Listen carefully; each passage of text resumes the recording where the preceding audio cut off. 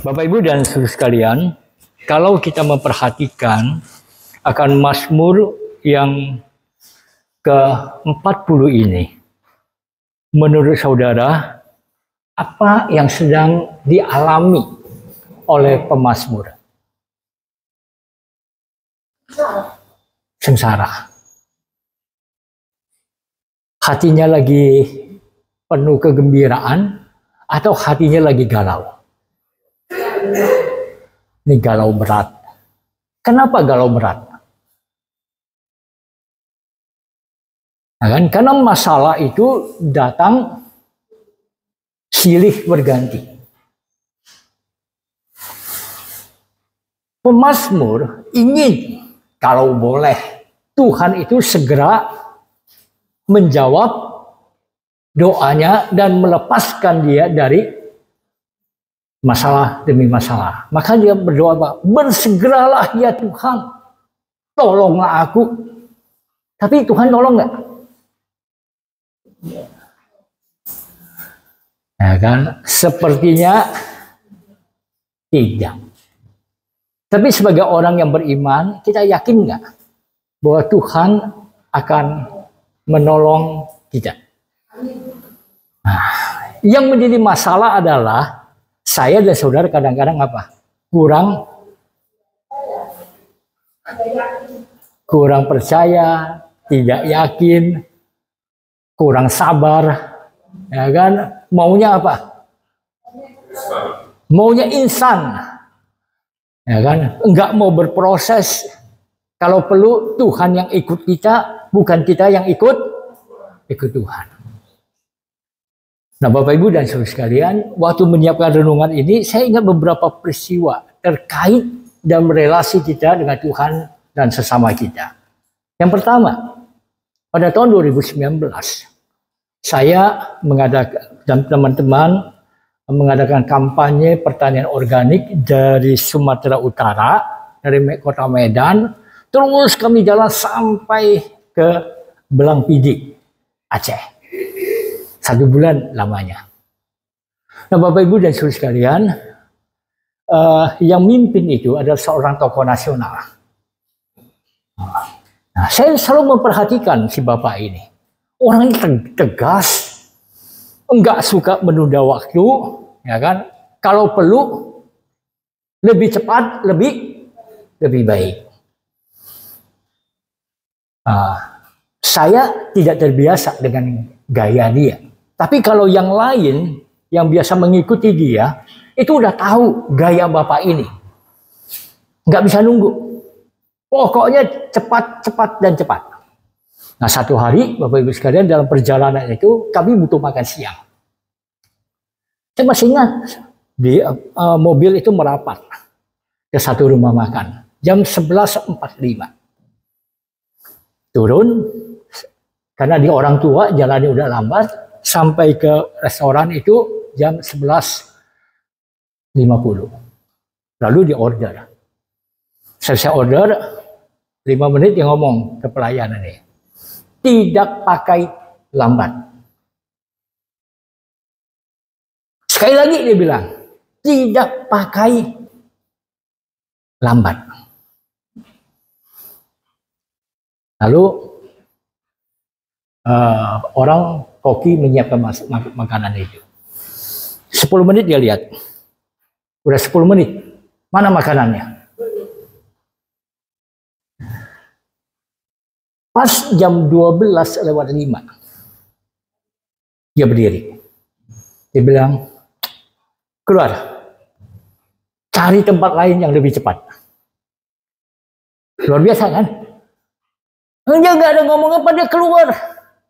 Dia bilang, ini sudah saya katakan tidak pakai lambat. Ini udah 15 menit. Ya udah, kita nggak makan. Nah, jalan kira-kira 10 menit, berhenti lagi ke satu rumah makan. Dia turun. Sama seperti yang pertama. Begitu saya order, dia ngomong sama pelayan itu. Tidak pakai lambat.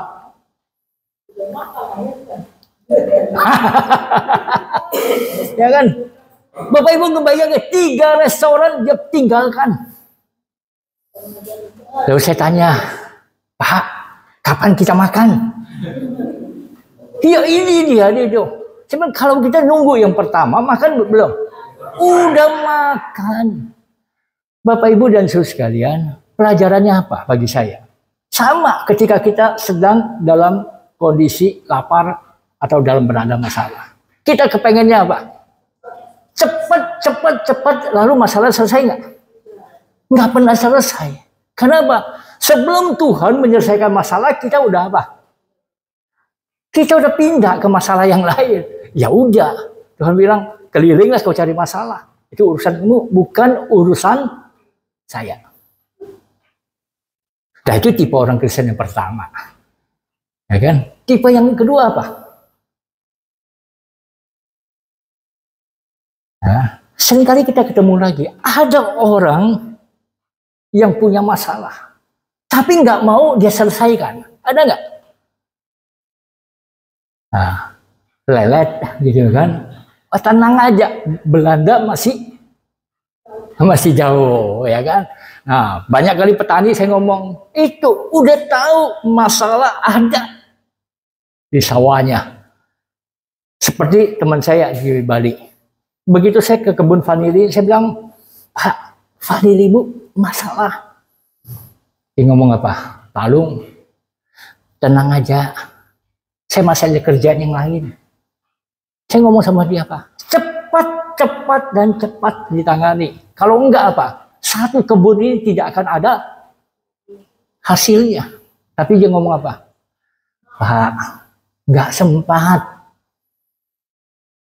Nah, sekali lagi saya bilang, Pak Mangku, ayo Pak. Pak, ininya belum ada. Ada urusan yang lain. Bapak Ibu dan saudara sekalian, kalau masalah itu sifatnya penting dan genting, boleh ditunda nggak? Nggak boleh. Upaya apapun perlu kita lakukan. Orang bilang GKI itu gereja yang kalau apa-apa perlu rapat. Lalu saya bilang enggak. Kita tahu apanya yang namanya penting, apa namanya genting. Kenapa? Dalam sejarah kami belajar. Ada seorang pendeta di Jambi, bukan pendeta GKI. Dalam perjalanan dia ke posnya, itu sepeda motornya itu tabrakan. Si pendeta itu kritis. Lalu jemaat lokal tidak punya uang banyak. Lalu mereka sampaikan ke sinodenya. Sinode bilang, tunggu, kita rapat dulu. Apakah pendeta ini akan dibawa ke Jambi pakai pesawat atau dirawat di Jambi? Orang sana bilang, ini Jambi udah nyerah, ini perlu genting. Nah, tunggu, kita perlu rapat dulu. Begitu rapat selesai, udah nggak ada gunanya. Pendetanya udah keburu dipanggil Tuhan. Ternyata Tuhan lebih sayang sama pendetanya daripada sama sinodenya, ya kan? Nah, tapi apa? Penyesalan itu kalau dibicarakan apa? Itu nyeseknya minta ampun. Nah, Bapak Ibu dan saudara sekalian, acap kali dalam hidup kita seringkali apa? Ya kan? Kita tidak bisa membedakan mana yang penting, mana yang genting. Nah, tapi dalam relasi kita dengan Tuhan, Tuhan ingin apa? Memproses kita supaya kita tuh ada di jalur yang tepat. Karena masalah yang ketiga, Bapak Ibu sekalian, seringkali pernah nggak kalian jumpa? Misalnya Tante Ain, ya kan, mau ketemu orang di Gambir. Ya kan? Sampai di Gambir, ya kan? Telepon, ada di mana? Saya udah di Gambir. Tante Ayin bilang, saya juga udah di Gambir. Ketemu dia di mana? Di Alfamart. Ya kan? Tante Ayin di keberangkatan ada Alfamart, di kedatangan ada Alfamart. Ketemunya di mana? Satunya di utara, satunya di Telepon lagi, kamu ada di mana? Saya udah nunggu di Alfamart. Anda bilang, naik darah kan? Saya udah di Alfamart. Kamu di mana? Ya saya di Alfamart. Utara, selatan. Embuh. Yang penting Alfamart. Kalau Bapak Ibu diperhadapkan dengan situasi gini gimana? Naik nggak darah? Panik. Nah, kadang-kadang kita dengan Tuhan sama. Samanya apa? Aku udah di Alfamart nih. Udah di posisi baik kok Tuhan gak menolong. Tuhan tanya, kamu di mana? Gue di Alfamart. Jadi janji pertemuan dengan Tuhan itu sebuah janji seperti apa? Ketemu di mana? Tempat yang tepat, waktu yang tepat, ya kan? Ketemu orang yang tepat.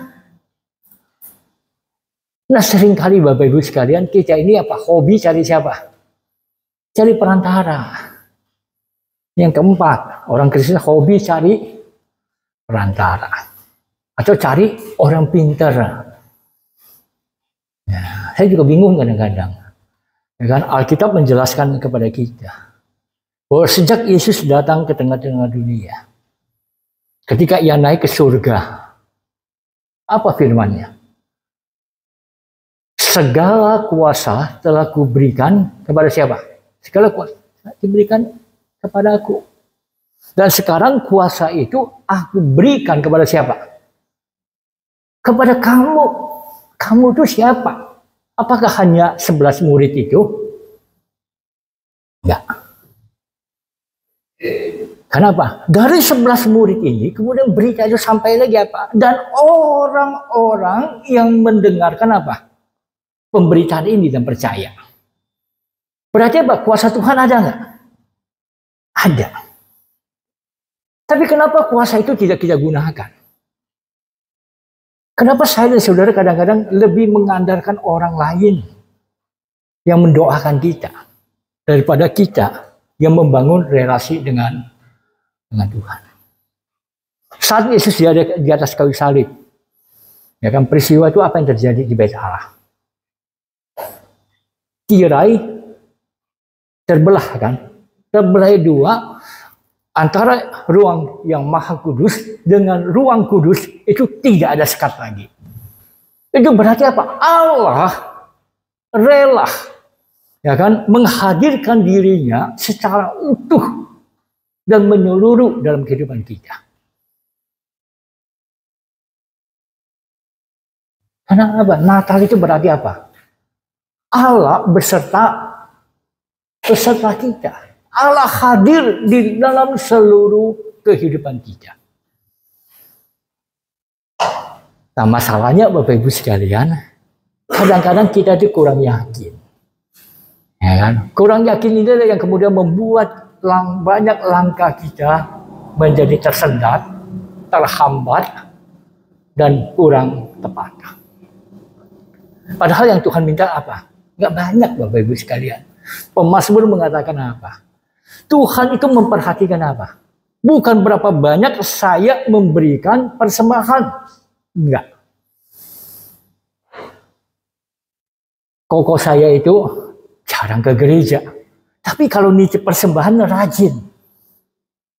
Tahu kenapa? Karena dia masih berpikir persembahannya itu akan apa? Akan mendatangkan pahala bagi dia. Saya bilang enggak. Tuhan ingin hatimu, bukan uangmu. Saya bersyukur Bapak Ibu sekalian dalam menjelang Natal ini dan pada hari Natal ini. Tadi saya baru telepon ke Bali lagi. Karena ada seorang anak muda usia 20 tahun dari NTT. Agama aslinya sebelah. Ya hadir menjadi pekerja sekaligus pendamping teman saya. Teman saya orang Hindu. Istrinya pernah jadi orang Kristen, sekarang orang Hindu. Nah, saya berharap teman anak muda ini boleh mengenal Tuhan. Nah, kita ngobrol santai.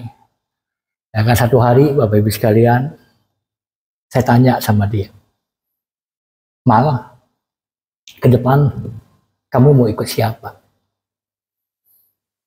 Dia lihat saya. Dia bilang, gini Bapak, saya mau jadi orang Kristen.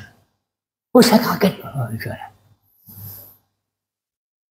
Nggak ada yang bimbing. Nah, dia di keluarga Hindu.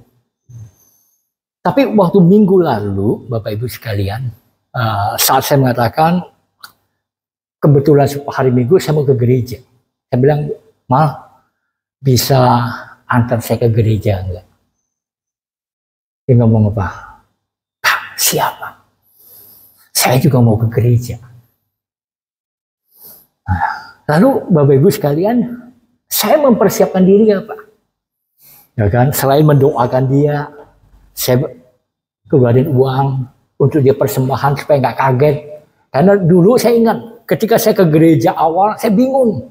Karena persembahannya 3 kali. Saya bingung ya kan. Nah sekarang saya akan nyiapin dia. Ya kan, duduk di sebelah dia. Kalau ada persembahan berapa, saya akan kasih dia. Takut dia nggak bawa uang. Supaya dia jangan malu. Betul kan? Nah, Bapak Ibu sekalian, tapi apa yang terjadi? Saya dengar, ya kan?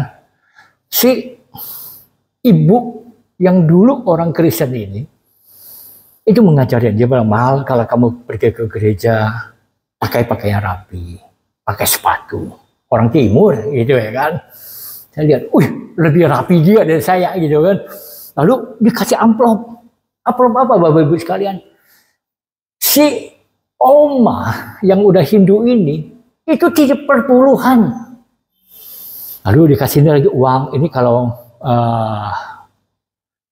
di gereja Bali itu ada yang maju ke depan. Nah ini uang yang kamu bawa maju ke depan. Ini lagi amplop uang yang kalau petugas persembahan datang. Wah, saya pikir si oma ini baik gitu ya kan. Mempersiapkan seorang anak muda seperti itu. Nah, Bapak Ibu dan saudara sekalian, lalu ke gereja. Ternyata gereja Bali itu menarik, penuh. Jadi kami nggak bisa duduk berdampingan, ya kan? Jadi saya duduk di depan, dia duduk di belakang. Bisa nggak saya pandu dia? Ya nggak bisa. Dan orang Bali, jemaat Bali nggak punya pengertian. Ini 2 orang baru ini dipisahin aja sama mereka gitu. Ya saya terima. Mungkin Tuhan punya maksud, betul kan? Nah, Bapak Ibu dan saudara, dalam ibadah itu saya tahu dia nggak bisa buka Alkitab.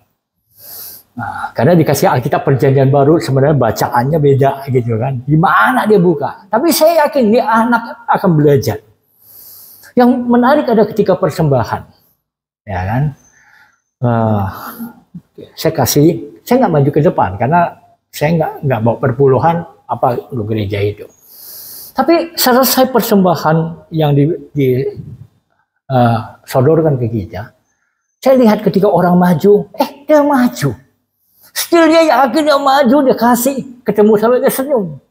Lalu saya bilang, ini anak belajarnya cepat gitu. Nah tapi apa yang terjadi Bapak Ibu sekalian pada hari Natal kemarin? Saya pikir dia nggak ke gereja. Malam Natal, dia datang ke gereja. Lalu kebaktian Natal, dia ikut lagi. Itu berarti dalam 2 hari, ini orang merespon. Ya kan? Sebuah panggilan Tuhan dalam hidupnya. Nah Bapak Ibu dan saudara sekalian, hidup ini kerap ada masalah. Tapi saya dan saudara perlu untuk belajar merespon dengan tepat. Karena Allah itu tidak melihat persembahan kita apa, tapi dia lihat hati kita. Dia lihat iman kita. Dia lihat apa yang sedang kita bangun dalam hidup kita. Apakah firman itu ada di dalam hidup kita, atau firman itu hanya pengetahuan. Coba kita lihat ayat berikutnya. Ini 2 ayat ini kesimpulan dari ayat Mazmur 40. Nah, 2 Tawarik 7 ayat 14. Yuk kita baca bersama-sama. 2, 3. Dan umatku yang atas namaku disebut merendahkan diri, berdoa, dan mencari wajahku, lalu berbalik dari jalannya yang jahat, maka aku akan mendengar dari sorga dan mengampuni dosa mereka, serta memulihkan negeri mereka. Percaya nggak dengan ayat ini? Naik lagi ke atas, kita lihat. Ya kan? Yang tadi mundur. Ya kan? Umatku yang atas namaku disebut perlu apa? Merendahkan diri, berdoa, dan mencari apa? Wajahku. Ya kan?